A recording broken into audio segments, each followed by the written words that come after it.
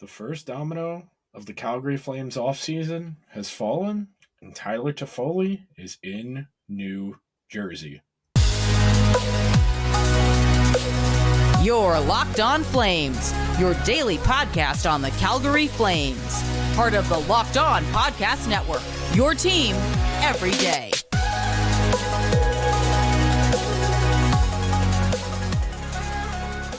Hello, everyone, and welcome to today, Wednesday morning, Tuesday night's edition of Locked On Flames. I'm your host, Nick Zararis.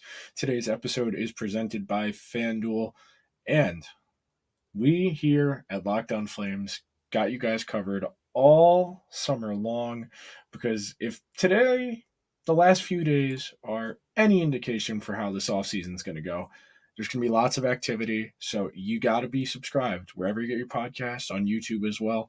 We're going to have you guys covered, giving you everything you need to know about what's going on with the team. You can see it over there if you're watching on YouTube. Excuse me, I'm pointing the wrong way. I always forget the camera's flipped. If you're watching on YouTube, I'm sorry why I just pointed the wrong way.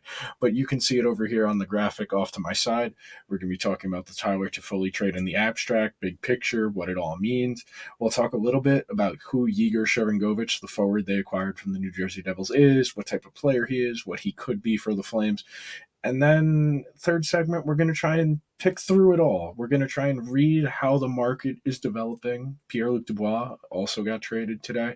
So there's a lot to discuss. So let's get on into it. So as you can see, if you're watching on YouTube, I'm still wearing a Met jersey and a Met hat. I got Mr. Met as Indiana Jones. I got home pretty late, but I couldn't record an episode from Citi Field. Numerous logistical issues. Technically speaking, yes.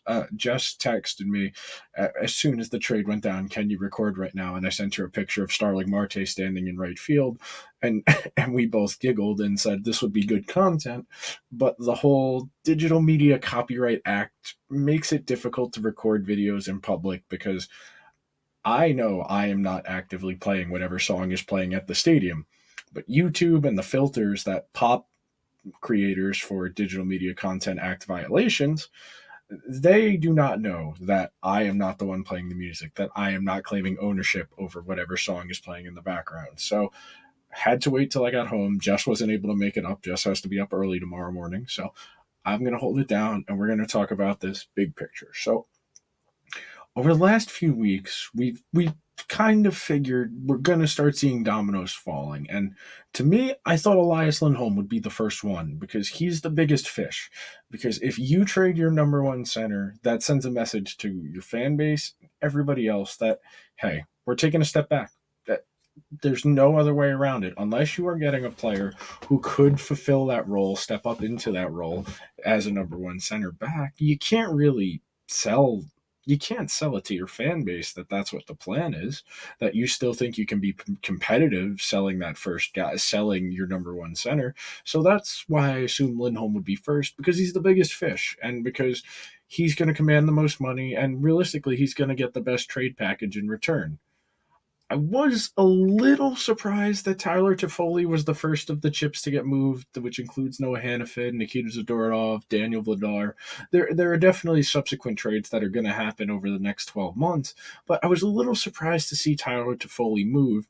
And frankly, for as little as he was moved for, a third-round pick and a forward who, 25 years old, not an extensive NHL track record, and we're going to talk about Sharangovich more in the second segment, so I don't want to get too far ahead of myself, but knee-jerk reaction, I felt like the Flames definitely, a few things. I was trying to think of how I wanted to rattle these off, but on the ride back up, but number one, I do think, and this is purely me speculating, I cannot confirm or deny this, I think the Flames made a point of sending Tyler Toffoli somewhere where he'd have an opportunity to be successful. And more likely than not, Tyler Toffoli's not going to sign an extension with the New Jersey Devils. He's landing in New Jersey for a chance to win. And this is a guy who's won already with the Los Angeles Kings. This is somebody who came close with the Canadiens a few years ago. This is a good hockey player, Tyler Toffoli, coming off a 73-point season, best statistical season of his career. a shoot first guy, can score some goals, likes ripping the puck, pretty good. I'd say above average. I wouldn't say elite shot because when you start throwing around elite, you sort of water down what the word means. And God, you heard the New York accent there, the way I said water. But I thought Tyler Toffoli, at the very least, you get a first round pick back in exchange. And excuse me if you're watching on YouTube, you're probably seeing me look off, and you're probably seeing me looking off in the distance as I type because I wanted to look up who originally it was a Tyler Toffoli was traded to the Flames for a first round pick, Tyler Pitlick, and a forward prospect and a fifth round pick. And that was a player with a few years of team control left. So the team control is where the value starts to come in for these trades. You look at what Pierre-Luc Dubois got in return, where you got Alec Alafilo, Eric Iafallo. Words are hard sometimes. You got a really good package back from Winnipeg, but that's because it's for a 25-year-old with 2 years of restricted free agency control and can sign an up to 8-year extension because you're trading for his rights. So that means that is going to provide you more value. You're getting a full season of Tyler Toffoli, not just a trade deadline, which that's part of why I think I would have liked more. Because if you told me this was the return February or March, okay, I can understand why the price was what it was. But there are not a lot of tantalizing players out there right now for free agency, which is going to open Saturday afternoon. There's not really anybody as good as Tyler Toffoli as an unrestricted free agent that's going to be out there. You might talk yourself into a project, like if you're a really close team, like say you're Colorado, say you're the Kings, maybe. Say you're the Stars and you want to do Max Pacioretty on an over 35 contract, and you're going to set it up so that your money, the money he gets, most of the money he gets is going to be in over 35 bonuses where they'll count against the salary cap for next year. That, okay. But Tyler Toffoli's a really good hockey player. There are not a lot of guys with this shoot first skill set at that level. And when I say that level, I mean in regards of his talent level, not the NHL level. There are, of course, a lot of guys at the NHL level who can shoot the puck. But Tyler Toffoli is a particularly gifted shooter. To only get a third-round pick and middle six forward is probably being a little generous. Sharangovich has never really played a lot of power play. He's never really been an individual play driver, and we're going to talk about him in a minute. I've got some visuals to kind of illustrate how what type of player he is. And it's frustrating, okay? It's frustrating when you see what's out there because this is going to be a seller's market. There are not a lot of good pieces out there. Mark Scheifele, that's maybe the best forward available for a trade right now because Pierre-Luc Dubois is off the board, and Mark Scheifele has real limitations, especially defensively. There are some questions about what kind of person he is, especially how things ended in Winnipeg. So you would have liked the Flames to do better here. I was expecting a first round pick and a low grade prospect, somebody, who may be outside chance of making the NHL or has one particularly good tool in their toolbox, but not really. This is not what I was expecting. This is a clear cut message of we want to send you to a good landing spot. We're not particularly worried about the cost because we know this is going to be a while before we're ready to go. So think about it the way the Blackhawks just kind of took whatever they could get for Kirby Dach and for Alex DeBrincat last year. That's kind of the message this type of move sends to me. And we'll see. Maybe they get a massive return for Lindholm. Maybe because Lindholm is arguably the best player left that's available to be acquired right now. Maybe he moves the needle. Maybe it's UC Saros. I don't know who the best player that is potentially available is right now. But before we move along, we have got to take a minute to talk about our friends at FanDuel. Take your first swing at MLB betting on FanDuel and get 10 times your first bet amount in bonus bets up to $200. That's right. Just bet $20 and you'll land $200 in bonus bets, win or lose. That's 200. You can spend betting everything from the money line to the over-under, who you think is going to hit the first home run, all on an app that's safe, secure, and super easy to use. Plus, when you win, you get paid instantly. There's no better place to bet MLB than on FanDuel, America's #1 sportsbook. So sign up today. Visit fanduel.com/lockedon to get up to $200 in bonus bets. That's fanduel.com/lockedon. FanDuel, official partner of Major League Baseball. Must be 21 plus and present in certain states. First online real money wager only. $10 first deposit minimum required. Bonus issued as non-withdrawable bonus bets that expire after 14 days receipt. Restrictions apply. See terms at fanduel.com sportsbook. FanDuel is offering online sports wagering in Kansas under an agreement with Kansas Star Casino, LLC. Gambling problem? Call 1-800-GAMBLER or visit fanduel.com/RG in Colorado, Iowa, Michigan, New Jersey, Ohio, Pennsylvania, Illinois, and Virginia. Call 1-800-NEXT-STEP or text NEXT-STEP 53342 in Arizona, 1-888-789-777, or visit ccpg.org/chat in Connecticut, 1-800-9-WITH-IT in Indiana, 1-800-522-4700, or visit ksgamblinghelp.com in Kansas, 1-877-70-STOP in Louisiana. Visit mdgamblinghelp.org in Maryland. Visit 1-800-GAMBLER.net in West Virginia, or call 1-800-522-4700 in Wyoming. Hope is here. Visit gamblinghelplinema.org or call 800-327-5050 for 24/7 support in Massachusetts, or call 1-877-8-HOPE New York or text HOPE New York in New York. Want to thank everyone for hanging out on this Wednesday, probably when you're listening to this, because I started recording on a Wednesday, so you couldn't be listening to this on Tuesday, even though my body still thinks it is Tuesday. After today's show, be sure to check out Locked On's 2023 NHL Mock Draft Special. The local hosts of the Locked On NHL channel here have made their picks, and hosts Gil Martin and Heidi Kalecki break down every selection over a 3-day mock draft event. Find the episodes on Locked On NHL on YouTube or wherever you get your podcasts, where Jess and we picked Matthew Wood, a power forward from the University of Connecticut, the youngest player in the NCAA this past season, as a 17 turning 18 years old, late birthday. So really young guy, lots of potential. The Flames could also go defense. The Flames are in a weird in-between right now where they can basically take anything, because they're not drafting for need. They are drafting to start building a foundation. So moving right along, we're going to talk about Yegor Sharangovich a little bit more, focus on him, and then we'll circle back around to Tyler Toffoli in the next segment. So I'm going to click on this button here, and we're going to pull up the first tab. So as you can see, not a long NHL track record. This is somebody who played in the KHL for a number of years, 3 years in the NHL, so came over as a 22-year-old, drafted by the Devils as a 5th-round pick. The Devils have done a decent job of turning late and mid-round picks into NHL players, and that's really all you can hope for when you're picking beyond the 3rd round. Is this guy going to give me 50, 100 NHL games? Can I flip him into something?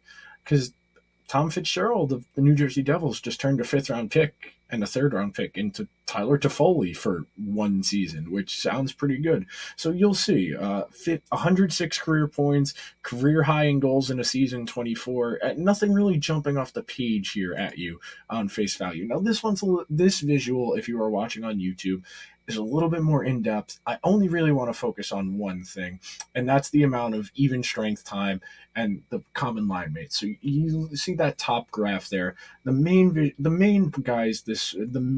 forwards Sharangovich played with this past season. Jesper Boquist, somebody who hasn't really stuck yet at the NHL level. Got some run with Jack Hughes, which encouraging. Some run with Michael McLeod. Not really cemented long stretches in the top 6, and the Devils were a good team this year, and you got to remember they added Timo Meier at the trade deadline, somebody they might be keeping, and then Sharangovich only played 3 games in the playoffs, somebody who got squeezed out of their lineup as the Devils opted for guys like Miles Wood, looking for a little bit more of that size and that physicality that teams stubbornly cling to and ask for in the playoffs. So moving right along here, I've got some Got some visuals from hockeyviz.com, which kind of illustrate where scoring chances are coming from on the ice. So when we talk about expected goals, all it means is how likely a shot is to result in a goal. You value a scoring chance from 0 to 1. So you're going to be dealing with decimals. Every goal gets a value assigned to it based on where it comes from, based on historical data. So X number of shots over the last number of years from this area have scored as a goal this number of times, this percentage of times, and that's how these numbers are calculated. So with Sharangovich in 898 5-on-5 minutes, so we can say 900 5-on-5 minutes, the Devils' 2.77 expected goals per 60 minutes of ice time. That is 5% lower than the league average for expected goals per 60. So not as much offense, but you got to remember the role Sharangovich is playing. If he's playing in the bottom six in particular, he's not going to be in situations where he's playing with particularly mobile defensemen. He's not going to be as responsible for scoring, frankly. If you're on a team like the Devils that plays a lot of possession, that really controls the puck a lot, sometimes a good play is to just cycle the offensive zone for 45 seconds, a minute and a half, wear out the other team, change, get the next line out there, and then you'll see. The reason I make that conclusion is the Devils conceded 12% less than league average when Sharangovich was on the ice. That tells me that the Devils, even though they aren't generating a lot because they're 5% below league average in the offensive zone, they're also not getting killed defensively. That tells you that at the very least, when Sharangovich is on the ice, nothing's happening. He's low event, he's low risk, and there's potential for growth there with a little bit more opportunity, maybe playing with more gifted players, slightly different system, and we can keep moving right along here. We're moving at a decent pace. This from Puck IQ, which, if you're not familiar with Puck IQ, the website keeps track of the quality of your competition. It breaks it up into elite players, middle six players, and gritty players. So you think about that in terms of your top six, third line, fourth line. And you can see it based on Sharangovich's career. He's played the bulk of his ice time against low tier players, grit density and middle. And DFF is dangerous Fenwick. Fenwick is Corsi without the shots that miss the net, get blocked, etc. So only the shots that are on net, those are Fenwick scoring chances. The percentage of Fenwick is just how many of those your team generates out of the total number of chances within the game. Against elite competition, you see that's the only real split where he's below 50% of the scoring chances. And at 49, as this type of player, that's not too bad. But you can see based on the visual here where it's 2021, 21, 22, and 22, 23, you can tell he played the least amount of quality competition this past season. And that makes sense because the Devils were a lot better this year. They had a breakout, transcendent season from Jesper Boquist. They had a really good season from Dawson Mercer that allowed Sharangovich to play further down the lineup. And he played well. More than 50% of the dangerous scoring chances when he's on the ice. That's good. That is a good thing. It's just you don't know how good Sharangovich is really going to be in an entirely different environment. So what we have to do is kind of sift through the stuff that's in the past, and we're coming up against it here towards the end of. Oh, I thought I had one more slide, but that works.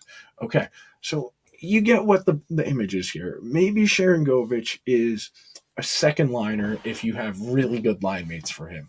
If you have a center that can kind of make zone entries and allow him to kind of be an energy, feed off of him guy. But I don't necessarily think Sharangovich is a big picture long term piece here. He's 25 years old.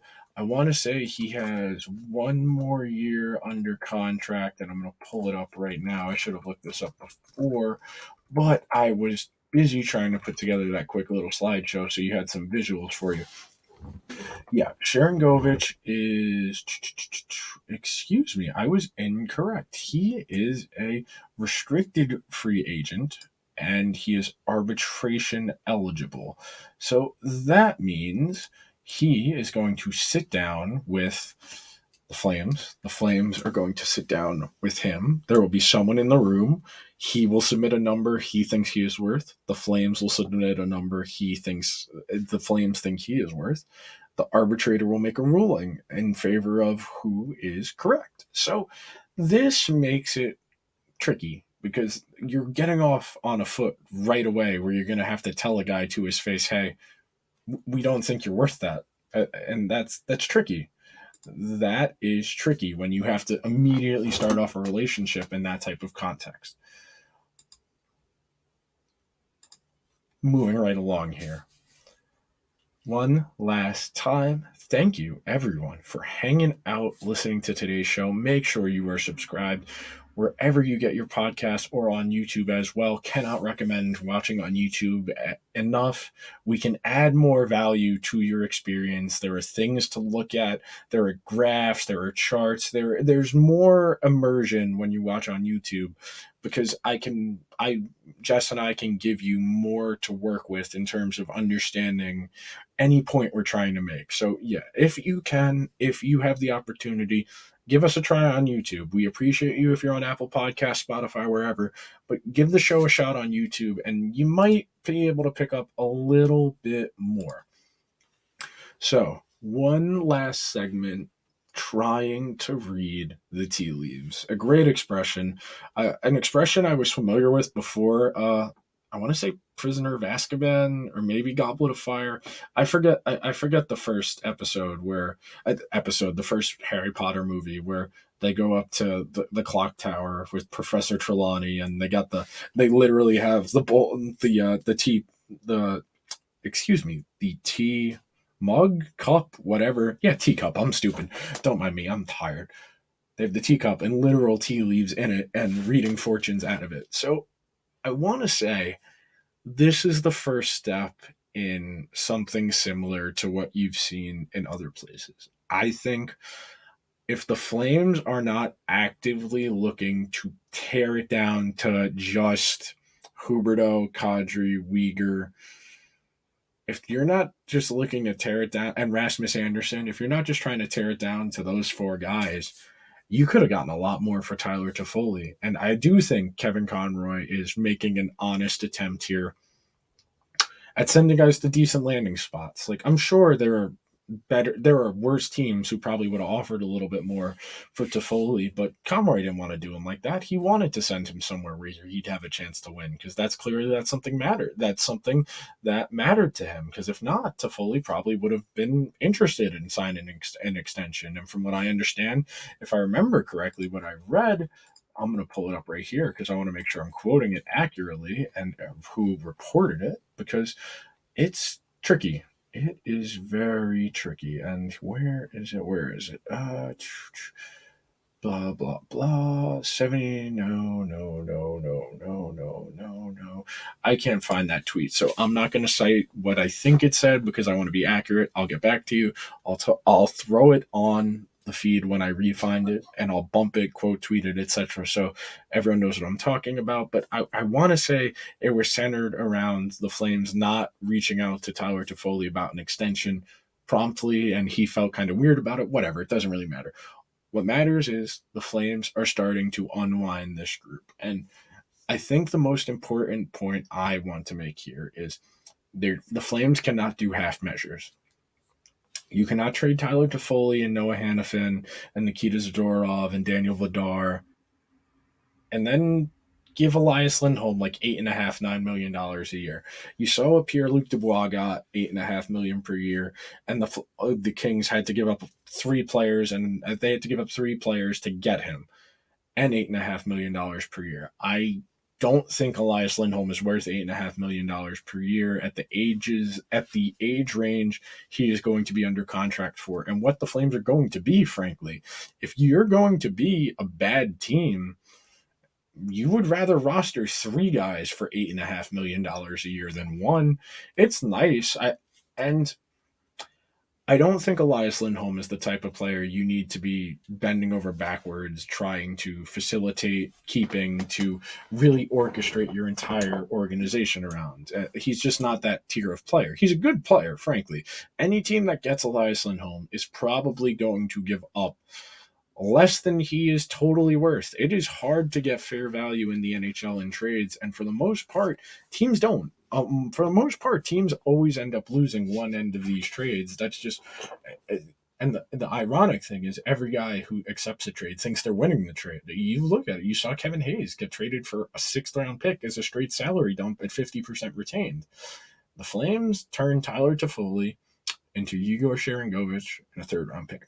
Sharangovich, they could flip again. Maybe they can get a 4th or a 5th for him, and then they got a 3rd and a 4th, and they could turn that into a 2nd. This is it. Mike Gold, who works for Daily Faceoff, somebody I know, someone I interact with pretty regularly, is pretty adamant that the Flames shouldn't be bending over backwards here for Elias Lindholm. That they need to take a stand. That they need to, okay, if we trade Tyler Toffoli, we got to trade Lindholm. We can't just keep Lindholm because we don't want to lose another good player. If you're going to commit to resetting your roster and building it out the right way, do it. You need assets. You need to start over. Look at what the Kings did. The Kings turned 3 players into 1 player. And yeah, Dubois probably not better than the aggregate talent of the 2 guys, the 2 roster players that the Jets got in return, but he's a good player. He's more valuable in an environment where he's going to get a chance. And that's frankly what the Flames need to think about here. Elias Lindholm is very good. He's not great. He doesn't drive his own line. He needs complementary wingers to really accentuate his skill set. The Flames might have that. They might be able to get Huberdeau and him to click well. And maybe, you get in as that 7 or 8 spot in the playoffs, but you're not meaningfully contending for a Stanley Cup. And NHL teams love to point at the outliers. They point to the Panthers this year. They point to the rookie Hurricanes in 2018 or 2019 when they made the conference final. Yeah, those are great. It's cool when that happens, but when you're counting on things that happen once every 5 years, once every 6 years, that's not really a convincing plan. You need to be in the playoffs every single year to eventually get lucky. It takes so much luck to eventually win a championship. Vegas made the playoffs every year but one of their existence, and they finally won their cup, and they arguably probably should have won 2 years ago when they lost to the Canadiens, and they probably could have given the Lightning a very good series that year, but they didn't because the luck just didn't go their way. So for the Flames, starting over is daunting. You're trying to open a new arena.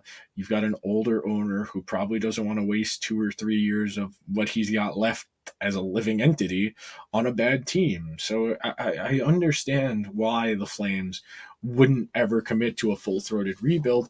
And you have the undercurrent of it's kind of hard in Canadian markets. The Canadian markets struggle to keep players to retain. You don't want to let Lindholm go because you lost Tkachuk and Gaudreau. I understand the narrative reasons why you feel you need to keep Lindholm, but you need to be honest. It is the most important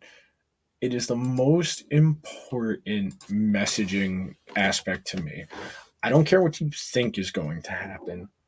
Be honest with me and direct. If you tell me, hey, we need to trade Elias Lindholm because we're starting over, and yeah, we're going to have Huberdeau, we're going to have Conjury, we're going to have Mackenzie Weegar, we're going to have Rasmus Anderson, and that's going to be our nucleus for these young guys to grow around. We're going to get draft picks. We're going to take flyers on restricted free agents and guys from other teams that need a better chance or a better situation.